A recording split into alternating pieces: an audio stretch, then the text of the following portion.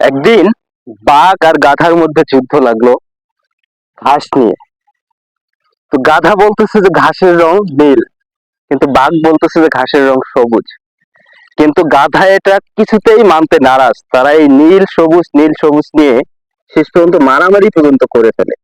তো একটা পর্যায়ে তারা সিদ্ধান্ত নেয় যে তারা এই বিচার নিয়ে যাবে সিংহের কাছে। তো বনের রাজা সিংহের কাছে গিয়ে যখন এই গাধা বলল, হুজুর ঘাসের রং নীল না? তখন বনের রাজা সিংহ বলছে, হ্যাঁ নীল তো। তো বাঘ বলতেছে যে সবুজ। তো বাঘ এটা মানতে নারাজ, তো ওকে শাস্তি দিন। তো তখন এই সিংহ বাঘকে শাস্তি দিল 5 বছর যেন সে কোনো কথা বলতে না পারে। তো বাঘ তো এই শাস্তির কথা শুনে মানে মাথায় উঠে পড়লো যে আমাকে এই শাস্তি দেওয়া হলো কেন। যে তখন এই বাঘ সিংহকে বলতেছে, হুজুর ঘাসের রং সবুজ জানা সত্ত্বেও আপনি কেন তার কথাই স্বীকার করলেন? তখন বাঘকে সিংহ বলতেছে যে আসলে তুমি যে যার সাথে তর্ক করতেছো সে এটা বুঝতেই চাচ্ছে না যে এটা সবুজ, কেন তুমি তার সাথে তর্ক করতে যাচ্ছ?